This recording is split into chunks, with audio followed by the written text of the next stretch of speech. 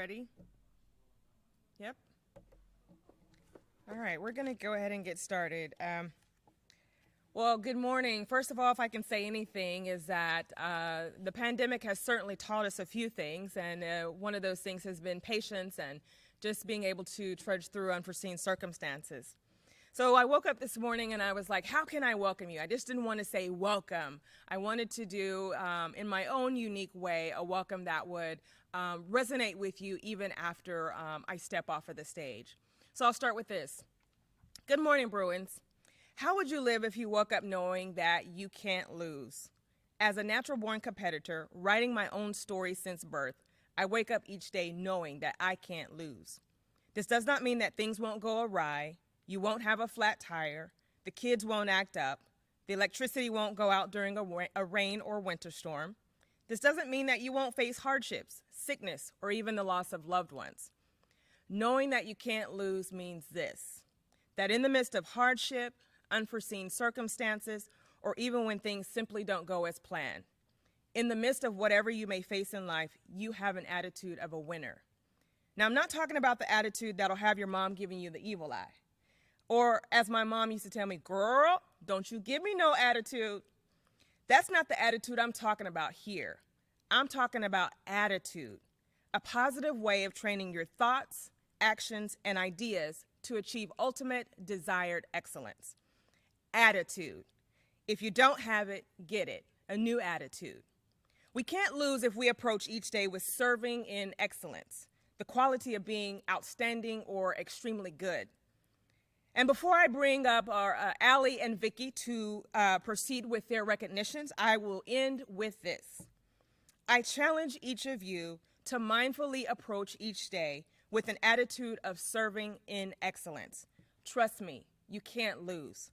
So welcome to the house that KCC built.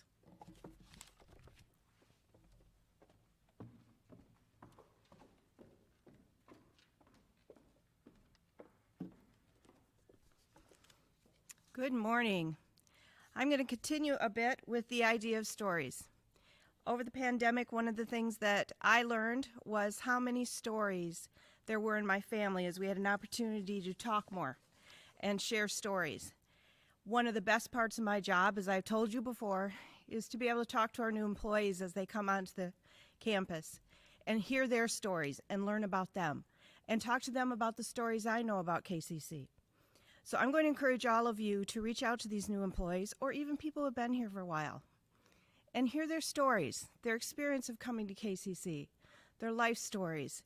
These are what our students have when they come here, is stories, and we're helping them build more. Just as we're helping our new employees to start their stories here with KCC, our employees who have gone on to advanced degrees, and their stories are evolving, and those of us who are starting a new chapter in our storybook. So talk about the stories amongst us and help write stories. Help other people write exciting, romantic, adventurous stories. And that's an opportunity we have here that many organizations don't. So let me share with you some of these wonderful people I have met as they've come onto campus and shared their stories with us. Dr. Baskins, who's become the Dean of Workforce Development. Karen Shalgren, working over in student success. Marco Delic, who's over in admissions. Lynette Mann, who has joined us in Upward Bound. I talked with Lynette yesterday, and she was so excited. Kristen McDermott, over in Student Life. Brandon Smith, who's over in Media Center. Brendan Fleischen's over in Information Technology. Caitlin Murphy Meyer in History, one of our new faculty. Kenneth Scott, Biology, and Jessica Sullivan in Sociology.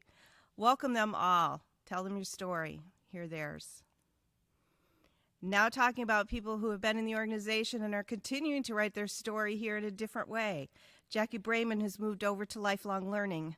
Pernell Gibson, who's now in working with retention of students. Megan Jackson in academic advising. Cab Redinger, who's moved on to the manager in media design. Vicki Rivera, who I'm happy to announce is our new CHRO, as I leave. Cindy Lindbeek, Disability and Tutoring Coordinator, and Scott Sepala for the Center of, I'm having a little trouble with the words today, Center Assistant out at RMTC. And those who are continuing to evolve their stories with their degrees. And any of you who've done it know how hard it is to carry down a full-time job at the same time you're pursuing a degree. And education is so important to us here. So congratulations to all of these individuals who have continued in with their degrees. Brad Fuller, who's moved on to a BA in Business Administration. Darcy Henning, who's moved on to Applied Sciences, Associate in Arts in Applied Sciences and General Studies. Brenda Richards, who's moved on to a BA in Business Administration. Reagan Williams, a Master of Education. Kim Madsen, a Master of Business Administration. Jennifer Rodriguez, a Doctor in Nursing Science. And Sonia Stempfler, who's added to her degrees with a Master of Science. Congratulations to all these individuals, and we appreciate them continuing to write KCC's story. Vicki?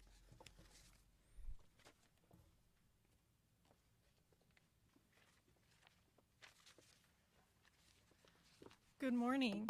Thank you for this opportunity and honor to be able to announce our upcoming employee retirements. One thing I did note is during the pandemic, it allowed people to experience life at home. So I have quite a few announcements here to share with you as a result. In honor and dedication that these people have served the college and the passion that they have brought every day, I want to say thank you. So starting with Gwen James, our Executive Assistant to the VP of Student and Community Services, retiring. Naomi Livingood, our Director of Institutional Compliance and Reporting. Allie Robertson, our Chief Human Resource Officer, mentor, and person who has taught me much in my time here at KCC. Melinda Zabawa, our Financial Aid Verification Analyst. This one, special recognition to Jean Andrews, our Professor of Communications who has served this college for 48 years, touching students, employees, and many people. Robin Hunter, a professor in OIT. Sharon Powell,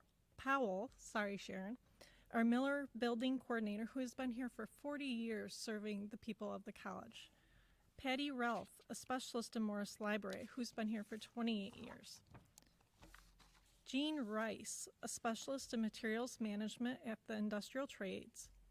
Tom Rose, professor of OIT.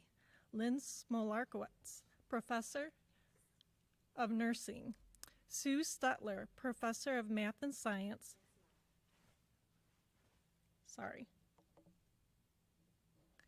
And Linda Younglove, learning systems analyst. This is so that you would follow what I was saying and not read. Thank you for your time, and I would now like to turn this over to Dr. Keck.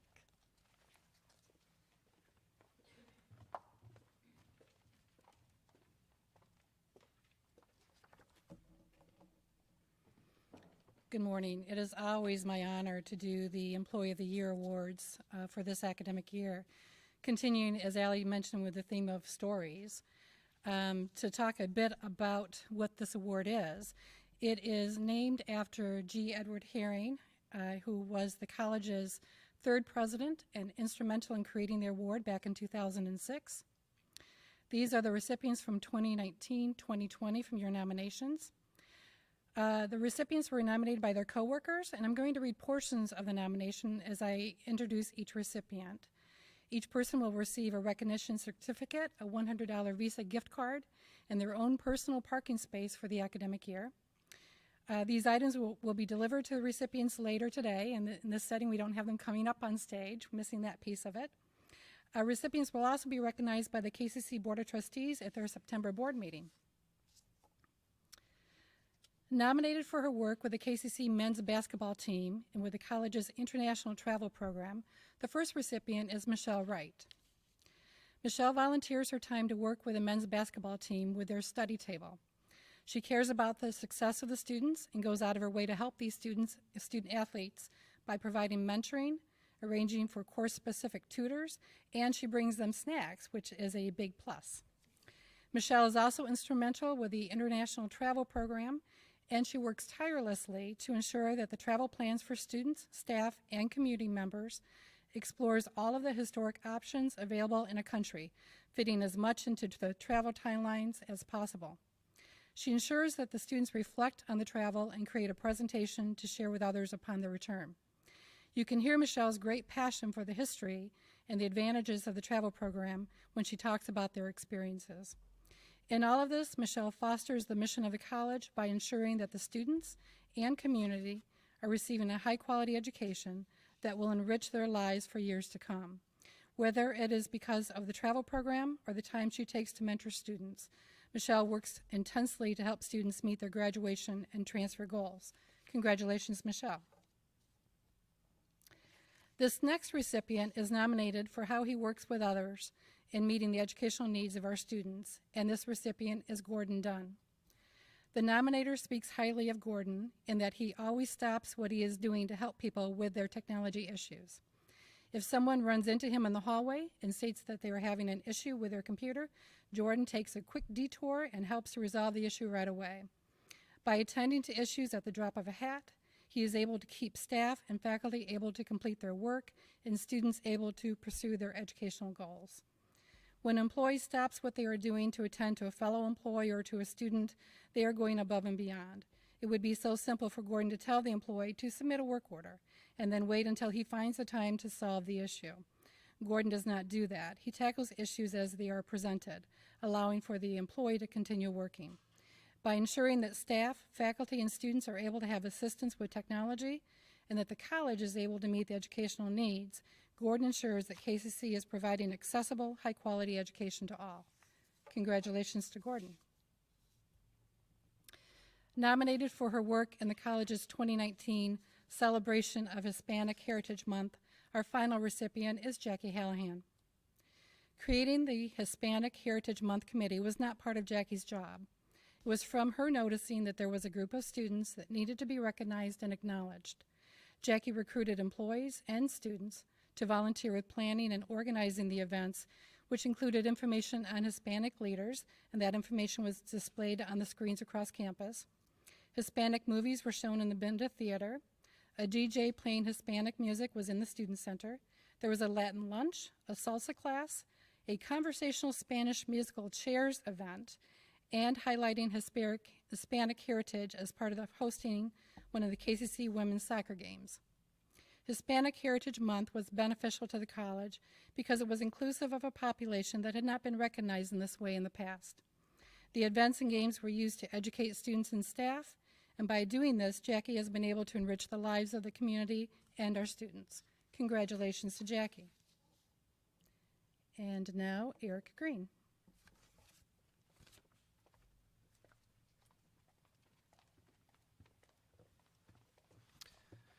Good morning, everyone. I hope you can see us and hear us. My name is Eric Green. I'm the Chief Communications Officer here at KCC. And I've been here 8 years, and this was the 8th year of not being Employee of the Year, so we've all just learned that together. That's my one joke. There's no one here to laugh at it, so hopefully you're laughing hysterically wherever you are. I'm here today to talk about the campus reopening plan that we have been building. You know, it's like building a plane while you're flying it. That's what it's felt like for the last few months. And so just want to go through a few things regarding our campus reopening, which it continues to evolve.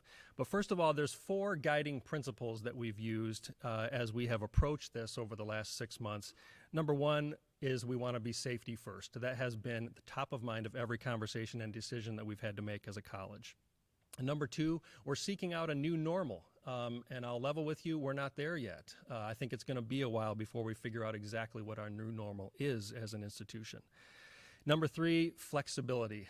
This probably is one of the most important things, as we've experienced just this morning, of the need to be flexible and adapt to ever-changing conditions. And very importantly, number 4 is to remain mission focused. So in the last 6 months, much about KCC's operations has been modified, been changed, been affected by outside external factors, but our mission and vision have not changed, and our commitment to fulfilling that mission and vision have not changed. Ongoing planning is a key to our success. Before we talk about some of the things we're doing currently and in the future, let's just do a quick recap of where we've been over the last few months. You might recall when we all first started hearing about this new coronavirus back in about January. And it was on February 28th that KCC had its first conference call with Eric Pessel. He's the Calhoun County Health Officer here in Calhoun County. And that was a call basically to establish lines of communication, and the conversation was, well, we're hearing about this thing, this new virus. We don't know a whole lot about it yet, but we are preparing. We're hearing it's going to be a big deal. Less than 3 weeks later, on March 18th, we were actually making the unprecedented decision to close all 5 of our campuses, which remained closed for 3 months. And during that time, of course, we had essential workers that were mostly working from home. Very few people were here on the campus or at our centers. But during that time, again, because of our commitment to our mission and vision, our operation did not cease. Our instruction, our teaching and learning did not cease. We quickly pivoted to a remote model for our spring classes. We were in the middle of our spring semester. We created new virtual services so students could still get what they needed from KCC, and of course many of our employees were working remotely. Many challenges involved with this, many of them overcome, but again, we were flexible and we adapted. I think we can all be proud because it definitely took the entire campus to pull off the successful completion on time of our spring semester. We started our summer semester on time, finished our summer semester on time, and we even found a way to have a virtual commencement celebration in May. As you know, we reopened our buildings to the public on June 29th, and our doors have been open in a reduced fashion for the last 3 months. Also over the summer, Dr. Bennings created a campus reopening team which continues to meet weekly and make decisions on practices and rules and guidelines as new information comes in. A key aspect of all of this planning, which is, again, it's ongoing, it is continuing as we speak, but a key aspect is communication. Never more important than now is communicating the changed practices, the changed expectations, the new rules, new laws, new executive orders that continue to come our way. So here's a snapshot of our KCC homepage where we've had this slide up for months pointing people, anybody who needs to know or wants to know what we're doing regarding the coronavirus can go to our web pages, and we have several pages branched off of that talk about the different announcements that we've made, the plan itself, which you can read in its entirety. In addition to this, in communication, we've put out numerous press releases. We've had a lot of social media activity where we can talk directly to students via social media. We've done media interviews so the general public is informed. There have been numerous written communications to employees, of course, in broadcast messages and other forms, but also to students. We sent one about a week ago to all incoming fall students, just a long laundry list of different expectations and practices once they come on campus. And of course, part of our new normal is lots and lots of video calls and virtual presentations like this one. One key aspect of the communication has been making sure people who come to our campuses are aware of new sets of rules that we have. And again, I know I've said it about 5 times already, these continue to change. As executive orders get updated and rescinded and modified, as our own understanding of the virus and how it is transmitted and how contagious people can be, as well as questions and concerns that come from our own employees and members of the public and our students, the CRT, the Campus Reopening Team, is continuing to address those as best we can. So here's an example of just a few of the signs that you'll see up around our campus. We are marking off tables to try to accomplish social distancing in student lounges in the student center. We've got long, 6 feet apart floor graphics that demonstrate literally how far apart 6 feet is, so people have that visual in their mind when they're coming on campus. We have classroom requirements. These are going into all active classrooms, and we're putting those in classrooms literally this week. We started last week, so that students, when they come in, they will understand that they are required to wear a facial covering, they are required to sanitize their workstation, and they are required to stay 6 feet apart whenever possible, even inside the classroom. As a campus, we have many different types of spaces and layouts and many different ways that we use our spaces. So this led to a lot of conversations about how to apply certain rules. I'll give you a couple examples. Some of the executive orders earlier this year had to do with gymnasiums and fitness centers. Well, we have one of those, so of course we've modified accordingly.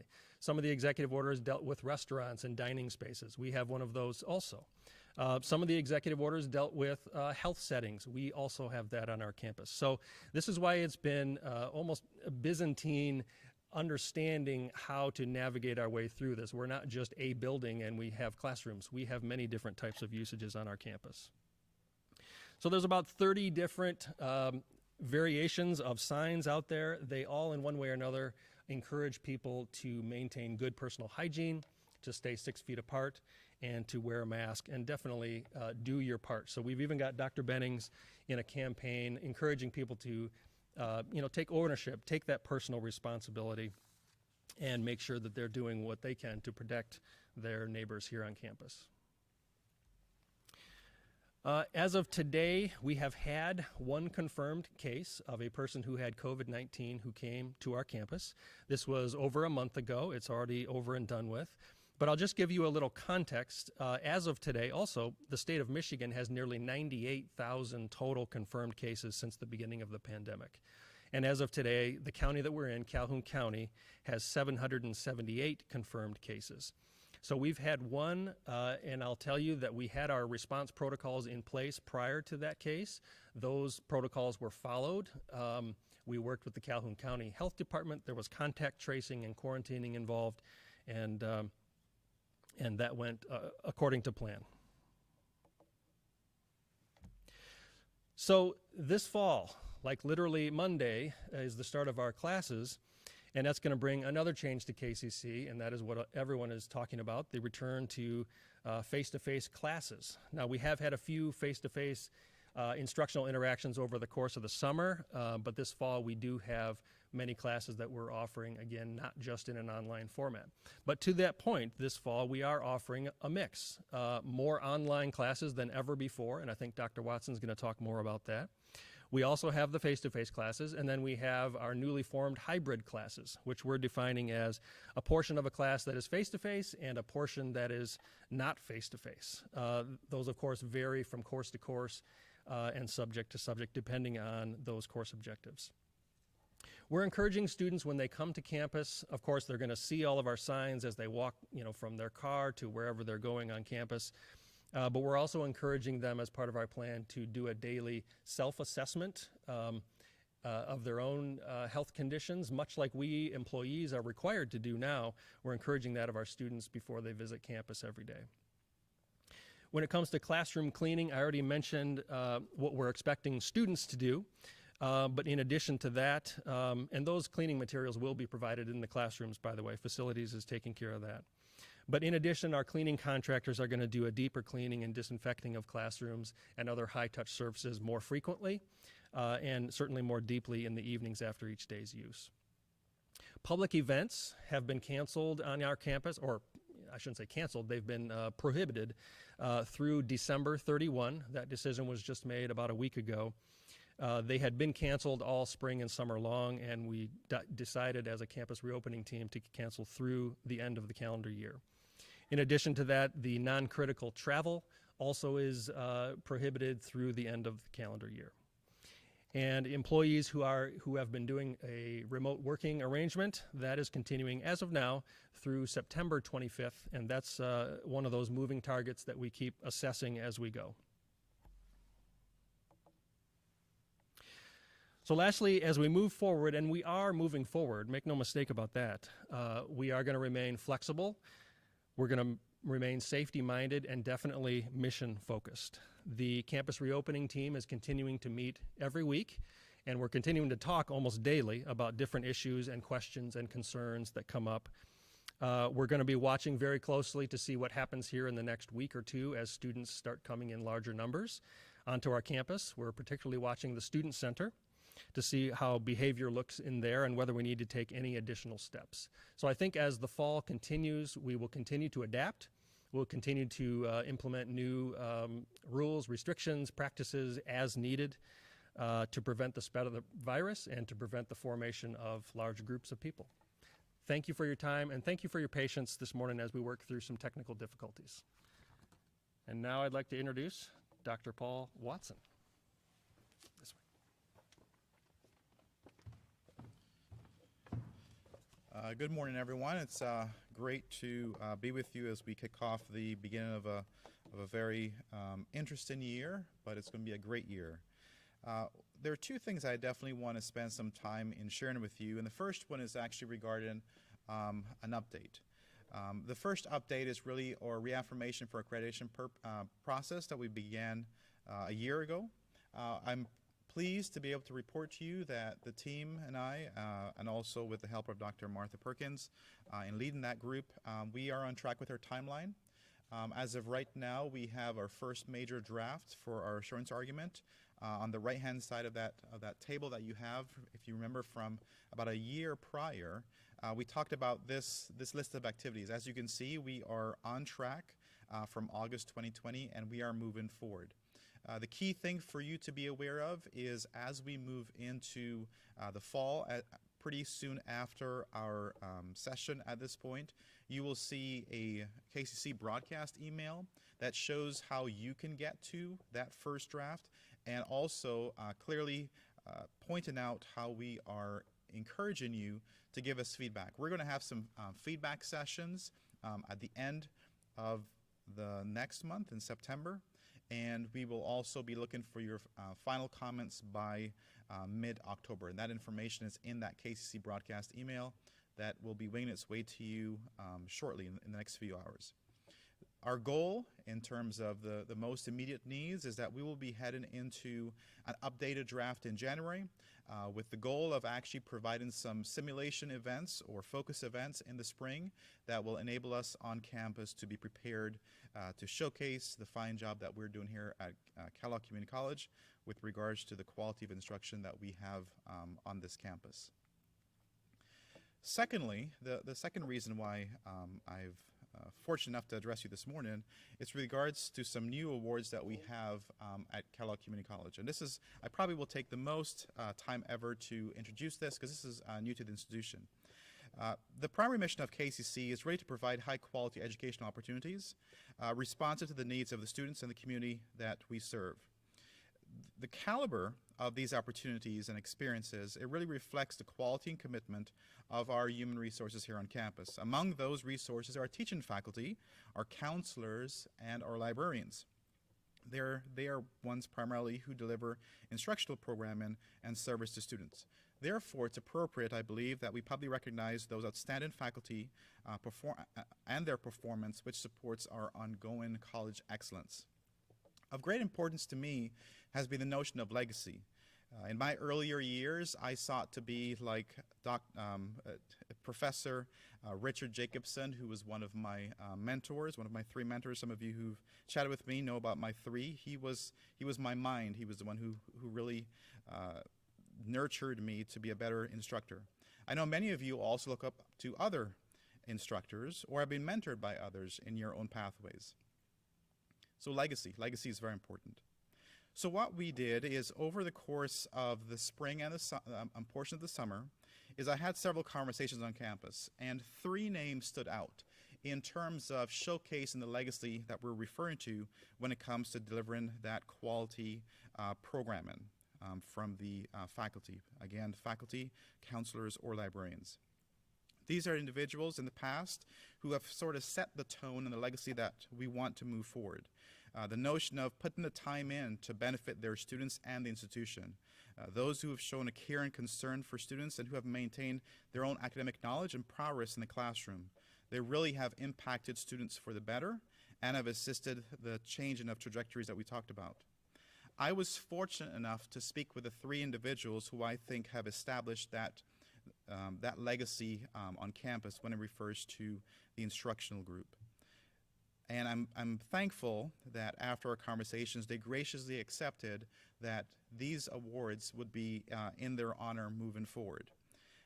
Just so you're aware, Liz Newmeyer, is going to be the individual that we're going to name our Distinguished Faculty Excellence Award after moving forward. Ron Smith is going to be the individual we're going to hold our Faculty Excellence Award up as an example. And also Randy Koff, that he will actually represent the Part-Time Faculty Excellence Award, having begun his career in that manner. Those are three individuals that I was honored to speak with earlier in the summer, and really, I had heard about them, I had read about them, and I had the occasion to speak to all of them over the course of the past year and a half. But it was amazing to hear their humility, to hear their passion still about mentoring faculty and continue their connection to the institution. Ron is still teaching here, but I know that the work that he continues to do is appreciated. And Liz, for example, just completed one of the techs. Randy, I spoke with Randy even this spring as he was chatting about mentoring someone who was new on board.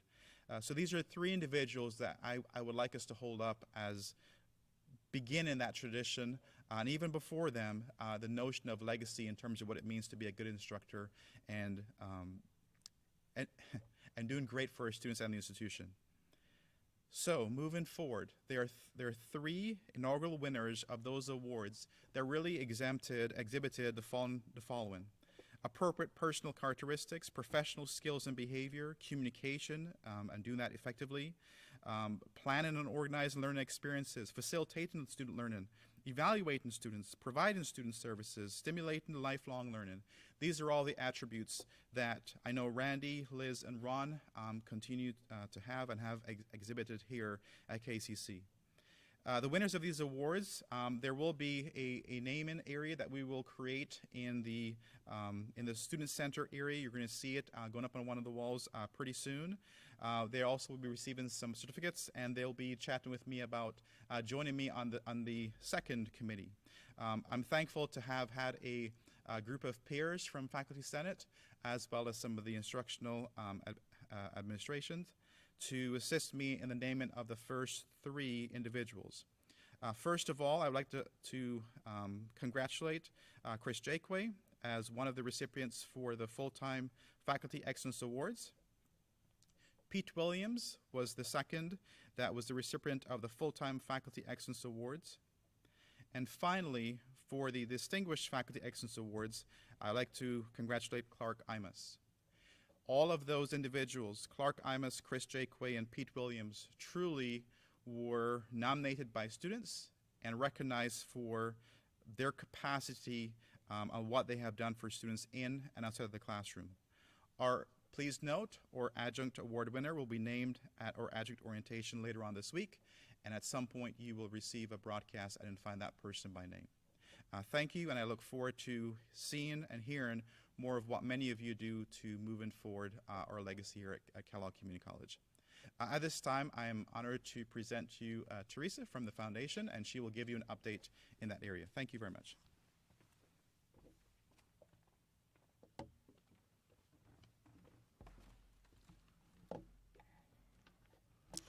Thank you, Dr. Watson, and good morning. I truly hope you and your families have been well and safe during this unprecedented time. Your KCC Foundation ended its 2019-2020 fiscal year having raised close to $640,000 for scholarships and helped the college secure a $100,000 grant from the Denso North America Foundation for a unique skilled trades project to begin later this fall. While the global investment market was quite tumultuous during the early days of the pandemic, the Foundation's portfolio has recovered and posted assets back above $11 million at the end of July. We started our new fiscal year mourning the loss of two special donors, our dear friend and KCC retired faculty member Randy Koff, and local baseball legend and mentor Carl Angelo. Both will always be remembered through their contribution and commitment to our KCC Bruins. Next slide, please. This past spring, the KCC Foundation made 414 scholarship award recommendations, totaling just shy of $595,000. And with the second round of applications in process, we should see both of these numbers increase before the start of the 2020-2021 academic year. This illustrates the growing number of students seeking scholarship assistance to help support their educational goals, and the importance of our work and your giving to propel them to success. The foundation team cannot thank enough everyone who participated on a scholarship review team. We launched our new online system amidst the shutdown, and we appreciate everyone's patience while we built and learned this new exciting platform. Your involvement in this process truly opens doors and changes lives. Next slide, please. Let me introduce you to Hope, a bronze sculpture commissioned by the Battle Creek chapter of the American Association of University Women to commemorate their 100 years of local service. The sculpturist, Paula Blinko Collins, is a Harper Creek High School graduate and former KCC student. A big shout out to our maintenance staff for their careful unpacking and storage of Hope, and we look forward to her installation later this fall at the new North End Gateway Micro Park. We love Hope. What a befitting name for our times. Next slide, please. I have to say, it's a little strange to not have the energy of a full in-person audience in front of me today. At the Northern Trust PGA event this past weekend, pro golfer Tiger Woods commented on the challenge of maintaining a high level of energy on the course without the fans, and how you have to find that energy within yourself to do your best and be your best. And lastly, speaking of the golf energy and being our best, we are so proud and thrilled to be hosting the 23rd Annual Bruin Scholarship Open on September 11 at Binder Park Golf Course. With the phenomenal support of returning and new sponsors, we are close to raising $85,000 to date for student scholarships. This is amazing, considering the times we are in right now.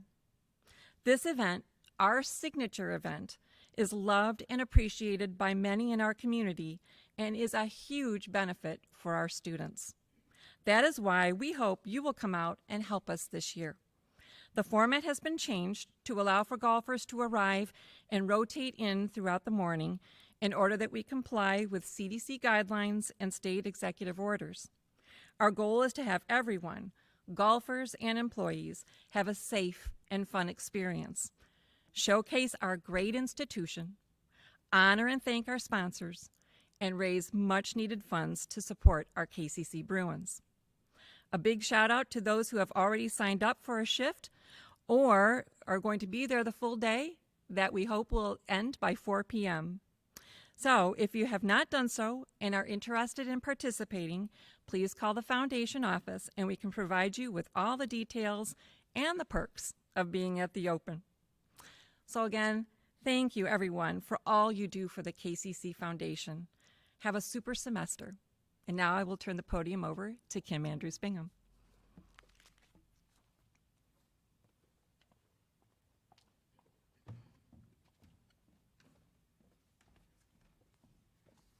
Next slide, please. Good morning, everybody. I'm Kim Andrews-Bingham. I'm Director of Industrial Trades Education and happy to be co-chair of the Equity and Inclusion Committee. I'm happy to be with you this morning to talk about the important role equity work has been playing at the college. I'd like to start by highlighting some of our past accomplishments, then move into more current work and on to what you can expect in the coming year. I'll start with highlights from our recent Equity Climate Assessment.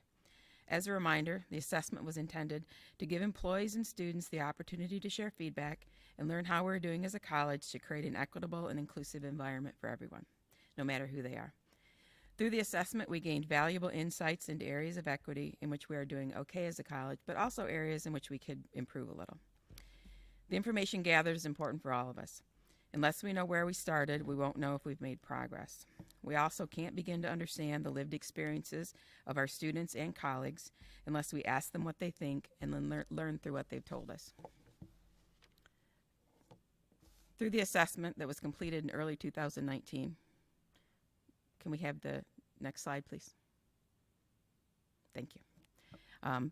Through the assessment, we engaged a team of consultants in campus visits, student and employee focus groups, and surveys, and we engaged 763 students and 230 employees who gave us their feedback, which we grouped into themes. Those themes were degree of equity, diversity, and inclusion at KCC, our employment practices, safety on campus, discrimination, harassment, intimidation, and physical accessibility. I'd like to remind us that although diversity, equity, and inclusion are sometimes used interchangeably, they actually mean very different things. Inclusion is making sure everyone feels truly welcome and a part of the college. Equity is making sure that we each have what we need to be successful here, but also recognizing that we all need different things, so one approach is not going to work for everyone. Diversity means not only becoming a college that looks more like the communities we serve, but also one that really sees how such diversity of background and thought makes us a better place. Overall, through the assessment, we found employees who are members of historically marginalized groups often felt a little less included here, a little less seen, and a little less supported by the college. These groups included people of color, members of the LGBTQ community, women, and those differently abled. Members of majority groups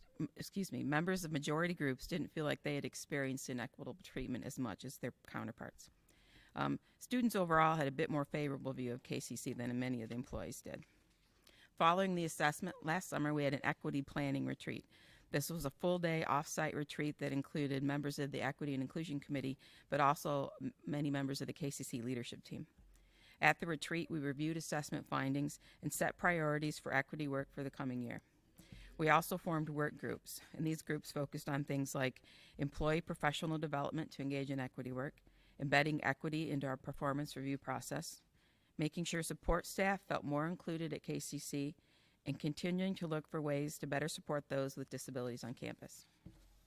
Before the college's closure, these groups did make a lot of progress. A plan to embed equity in the performance review process was started and was almost ready to pilot with a group of administrators. Through the assessment, it became apparent that support staff have some important thoughts on how we can more equitably engage them across campus. So to better understand their concerns, we engaged in detailed feedback conversations with them and also group conversations. A survey was also in process, and this was to be provided to support staff so they could provide more detailed feedback to us about their concerns. And finally, a training on working in a multi-generational college environment was provided by Dr. Watson. Next slide, please. So that's a quick recap of where we started, and as we close that conversation out, I'd like to move into what we completed just in the last academic year in 1920. So as everyone is in different places in this work and has different levels of comfort with it, the Equity Committee tried to create learning opportunities that could meet people where they are and accommodate busy schedules. At interim session in January of this year actually, a semester-long calendar of events was provided. It included opportunities for learning for employees for opportunities such as TEDS, which stands for Tiny Equity at Your Desk Sessions. These were designed to provide convenient learning opportunities that employees could engage in on their own time. They were brief videos that were offered monthly through a broadcast message, and they also included a feedback link so that we could adjust future content based on employee feedback. These were just getting off the ground when the college closed, but they can easily be revived in the future. Another thing that was offered were faculty professional development sessions. There were 3 sessions planned, and they were developed, driven, and offered by faculty. The Equity Committee did serve as a resource, but before our closure, 2 sessions were offered. The first one was called Is Equity a Thing? And the second was Equity and Assessment in Syllabi. A third learning opportunity was launched and will be resumed now that we're back on campus. This multi-week Moodle course focused on equity concerns in the classroom and was developed and led by faculty from across the curriculum. In April, an equity speaker was planned. Dr. Amr Ahmed had planned to discuss exploring identity to create a respectful and inclusive climate here at the college, but due to the pandemic, this was canceled. We'd like to reschedule things like this in the future, though. We also provided some equity lunch and learns. There were 2 that were offered before the closure. The first was in February on Black inventors, and the second was in March, where we celebrated the 100th anniversary of the women's right to vote. Another commitment of the Equity Committee to all of you at the college was to communicate more with you on what was happening with this work. In order to do that, we committed to providing monthly equity updates. These were provided consistently starting in January and stopped with the pandemic closure, but hopefully can resume again soon. These were sent out through Bruin News and broadcast emails. And finally, at the semester calendar events, which I just reviewed with you, we also included things like learning opportunities and engagements through groups on campus like the Women's Network, Black History Month and Hispanic Heritage Month committees, and musical and theater performances with an equity focus through our Arts and Communication Department. In addition to all that, the Equity Committee also established some goals for ourselves. In addition to these college-wide learning opportunities, work had started with individual departments who wanted to assess and improve their equity practices. Key equity indicators were also identified for use in tracking KCC's equity progress. They included both student and employee data. And in partnership with HR, hiring practices were reviewed and changes recommended. These recommendations were prioritized by Dr. B and HR leadership and included things like masking personally identifying information for applicants, omitting applicant salary history, and creating formal social media and online search policies and procedures. While these changes are in different levels of completion at this time, HR has already started to offer more support to applicants who need special accommodations during the interview process. Next slide, please. So now that we're caught up on our progress made in our equity work and have reviewed what happened this last year that we just closed out, I'd like to talk about what's coming up. So we have a new president. She has lots of energy, lots of enthusiasm, and Dr. B has agreed to co-chair the Equity and Inclusion Committee, so we're very excited to be working with her. The committee met once during the closure, and we've met twice since returning in June. We've decided it's time to redefine what the committee looks like so that we can decide where our energy is best placed moving forward. Our immediate goals start with things like reviewing the role of committee members. And in doing this, we are going to be creating a CDQ, so that's a committee description questionnaire, and it'll be like a job description for people that want to serve on the committee. This will make it clear to future members what their role will look like. As part of the CDQ process, we've started to revisit the committee charter to assure our mission, vision, and scope align with the college's work. And we also want to build in roles for others that have little time to serve on the committee but who still want to play a larger role in this work. In this fall, we plan to meet with public information and marketing so we can brand equity at KCC. We want to create visuals and materials that represent the work and reflect an answer to the question, when you think of equity at KCC, what do you see? So in terms of KCC's equity work, that's where we've been, where we are, and a little about where we're headed. So before I turn things over to Dr. B, I'll just touch on our strategic plan. Just like all the work at the college, the Equity Committee's work needs to support the goals of our new strategic plan. Senior leaders and other KCC employees have worked hard to implement a process that gathered feedback from all of us and our various stakeholders and set a course for our future as a college. I'm happy to say equity is a big part of that plan. I'll now turn things over to Dr. B so she can offer additional insights into what's in store for us at KCC. Thanks.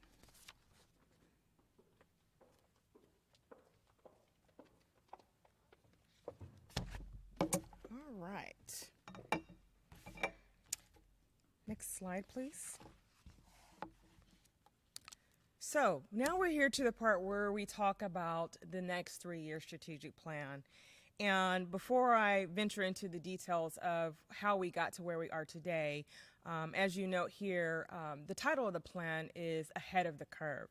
And when I liken the title to the realm of athletics, I think of a race where I ran the third leg of the relays, and always a good indicator of where you were in the race would be like where you were positioned on the curve. And I was really good at running the curve, and I didn't always win at that point. Sometimes it meant running into the face of the wind. Sometimes it meant perhaps on a relay dropping a baton or catching a cramp or a light injury. But what does this mean for KCC when we talk about ahead of the curve? So when everyone is training the same way, what can we do that puts us, KCC, ahead of the curve? To be ahead of the curve means to be open to change. It means to think out of the box. And it means a new way of doing what we already do, and in many cases do well, but doing it better. So that's what I mean by ahead of the curve. So as I introduce this plan, you'll see that this plan was not something that was just thought up on a whim. It was not something that was thought up just as Dr. Benning's idea. It was something that truly was organically grown through community and employee input. A plan that was put together to shape and impact the position for our students to be successful in every environment. So today I present to you ahead of the curve. Next slide, please. So, to get to where we're going, you have to know what we're transitioning from. And what you'll see as we move forward to the next 3-year strategic plan, you'll see some of the elements of the previous 3-year plan translate into the work that we'll be focusing on as we move forward. And so here I'll just touch lightly on the 8 focus areas of the 2017 through 2020 strategic goals. These included centers, courses, equity work, student inclusion and engagement, effectiveness, accreditation, employees, and student completion goals. So as we move into this next 3-year plan, it does not mean that the work here that started and was carried on from the previous strategic plan stops. It means that there's yet much work to be done.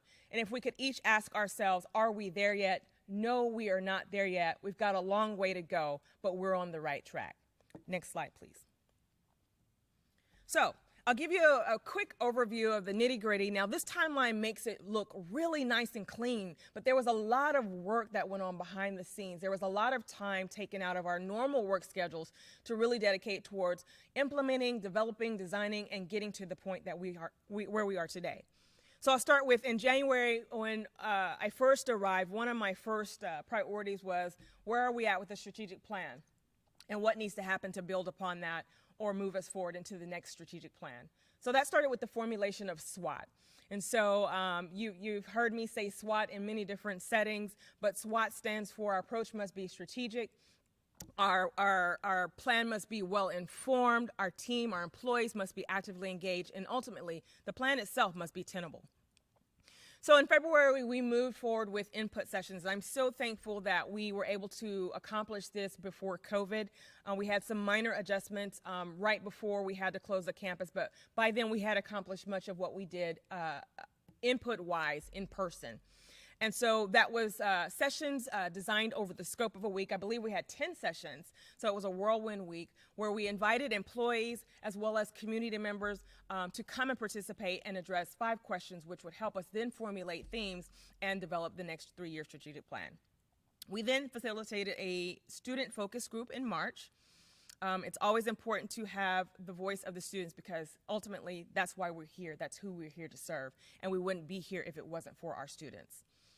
April through May, we conducted, through the third-party services, economic impact study and program gap analysis. And so this was a way to capture not only what we're doing, but the value of what we're doing to our stakeholders, our students, our alumni, our constituents, but also what are we offering and where are those gaps or opportunities for us to seek further academic offerings or change or transform the way that we're presenting what's available for our students. So there's yet much work to be done with that, and we'll share more of those details and highlights from the plan as we move forward.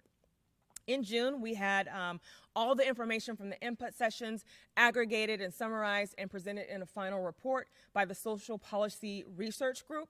And that then translated into the work for our strategic planning work sessions where we dedicated time over the course of one day from 9 a.m. to 12 with the core team now taking all of this data, all of the recommendations, and now building what we are going to see here as our strategic themes. Now, the engagement for the employees and the Board of Trustees did not stop there. Once we got together, there was a survey that was launched to now help us identify through your input what do you see as critical and important for the college to focus on as we move forward. And that is what you'll see here. We presented to the board just last week, in August at the August board meeting, the strategic plan. There was only one minor update to that, so I can really say that we did the work and we put in a lot of work, and this was not done by one leadership. It was not done by just my office. This was truly the work of everyone. So with that being said, you are here. Now, this doesn't mean that we've arrived. We've got a lot of work ahead of us. So I'll transition here to, before we transition to the next slide, I'll tell you that what you'll see is that there are three themes, and what I like into three pillars are pillars of excellence. And these three themes each are supplemented by three strategy statements. And so if we'll go to the next slide, I'll introduce the first one to you here. So the first theme is student success. KCC understands that student success is influenced by the individual student experience, the systems, protocols, departments, faculty, and staff that students encounter in their educational journey. We inspire learning through collaborative efforts to support the academic, social, and economic success of our students. And that is supplemented by the following three strategies: student programming, Bruin quality focus, and sense of belonging. Next slide. So now I'll give you a synopsis of each of those supplemental statements. So for student programming, this is what we mean. KCC provides a roadmap through guided pathways for individual student success within the framework of connection, entry, progress, completion, and transition. We strive to facilitate effective programs, course offerings, policies, practices, and processes that put each student in position to succeed. Next slide. Next, we have Bruin quality focus. And this Bruin quality focus is something that you'll see throughout the strategic plan, but this is also something that will translate into areas of recognition, reward, and ultimately a service philosophy for the college. Bruin quality focus. KCC commits to the assessment of courses, programs, and services. We are proactive in our efforts to identify apparent and underlying student needs and continually provide the highest quality service. Next slide. Sense of belonging. KCC advances student success by providing personalized support services, ensuring access to resources, and embracing an array of viewpoints, backgrounds, and experiences in all settings. And that is the area of focus for our student success theme. Next, we'll move to operational excellence. Next slide, please. So operational excellence is our second pillar, and it is through a culture of continuous improvement. Kellogg Community College promotes the responsible management and utilization of resources supported by sustainable infrastructure and fair and equitable policies and practices. The supplement strategies for that theme is infrastructure, data governance, and financial viability. Next slide, please. So, infrastructure. KCC invests in the use of technology to support student success, leverage technical agility, and sustain academic and administrative operations across the institution. We maintain our campuses to ensure a safe, clean, functional, sustainable, and welcoming environment for the benefit of students, faculty, staff, and community members. Next slide, please. Data governance. KCC strives to promote productive workflow, timely access to information, the use of automated and dashboard reporting, and availability of accurate data to shape best practices and inform institutional decisions. And the third supplemental theme for operational excellence, next slide please, is financial viability. KCC engages in collaborative and innovative activities to diversify funding sources and align organizational systems, policies, and processes for the effective stewardship of financial resources. Aligning KCC's financial resources with its strategic priorities is essential for sustainability and creates an environment of flexibility and responsiveness to the evolving higher education landscape. And the next slide, please. So last, our third pillar for the strategic plan is culture. Kellogg Community College cultivates an environment of trust as a foundation of our culture of enrichment, engagement, transparency, and accountability. Through shared leadership and collaboration, we model the importance of productive working relationships and professional partnerships. The three strategies for culture are communication, partnerships and community relations, talent management, and development. Next slide, please. So communication. KCC embraces communication by sharing timely, relevant information that is integral to the institution's stakeholders, planning, and operations. Communication is critical to institutional culture, morale, efficiency, and the achievement of institutional goals. Next slide, please. Our next strategy is partnerships and community relations. KCC connects with the community through partnerships with stakeholders, labor, government, K-12 school districts, institutions of higher education, and professional organizations to support student programming, workforce development, and economic development initiatives. Next slide, please. And the third strategy for culture is talent management and development. KCC supports a planned, systematic, and inclusive approach to attract, onboard, develop, engage, and retain high-performing employees. Talent management and development are vital to growth and a learning environment where employees are provided professional development, training, and learning opportunities. And next slide. And so you have the house that KCC built, right? And so when you think of a house, you have the pillars, you have the supporting structures, you have the roof, you have the covering. So what do we strive? What do we operate under? So our mission is we are dedicated to providing accessible, high-quality education to enrich our community and the lives of individual learners. The vision is Kellogg Community College will be recognized as a premier institution of higher education, having achieved excellence through innovation, quality instruction, a culture of continuous improvement, and learner-centered decision-making. And then I'll go to the foundation because, as you know, I'm no architect and I don't do flipping houses or anything like that, but you have to have a solid foundation. And so in keeping with the mission of accessibility and tending to the needs of a diverse population and meeting each student where they are, we focus our foundation. Our foundation is built upon equity, diversity, and inclusion. At Kellogg Community College, we are committed to creating an inclusive environment where we foster respect for others and our differences, support cultural understanding, and demonstrate ethical behavior and champion social justice. Now, the three pillars, which I've already gone through, you'll see there, are student success, operational excellence, and culture. And if you'll note one thing that was written, the way the statements were written, they were written in active present tense voice, because even though we may not be there in all of those areas, this is the vision for KCC as we move forward with the next 3-year strategic plan. So what's next? Next slide, please.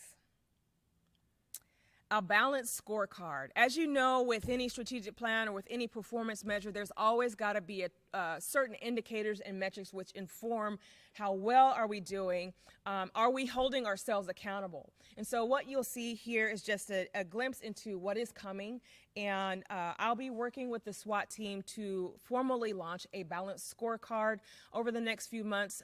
Departments, divisions will be working with their leads, their VPs, to develop objectives for the division. Those objectives will be reviewed by the SWAT team so that we can then go through and sort through what needs to be highlighted as a dashboard reporting or key performance indicator at the institutional level. So the balanced scorecard will take all of the elements of the strategic plan, the strategies, and then it will encompass the objectives that are designed and developed by the divisions and translate into a recurring report as well as publication of information on our strategic planning website. Next slide, please. Also, what is next? Here is a glimpse of the strategic planning website. The website is already active. There is a coming soon notice because we will publish the strategic plan there. And here is where I envision that the dashboard will be maintained, key updates and progress and metrics will be tracked on this website, and everyone will be able to access that on the front-facing end. So it won't be just an employee or student access, but it's a transparency factor as well where members of the public and community can access it as well. It's going to do 3 things. It'll tell us what we're doing, inform what we're doing, how well we're doing, and are we successful. Next slide, please. So, as I begin to wrap up, I have to acknowledge, first of all the employees, faculty, staff, community members who participated and lent your voice to shaping this strategic plan. But the work certainly was not done. It wasn't easy. And so with the formulation of the SWAT team, I just definitely want to take out a minute just to acknowledge our SWAT team members. Their work will continue through each year of the strategic plan. We'll have some work and key activities that will keep us on track with the strategic plan.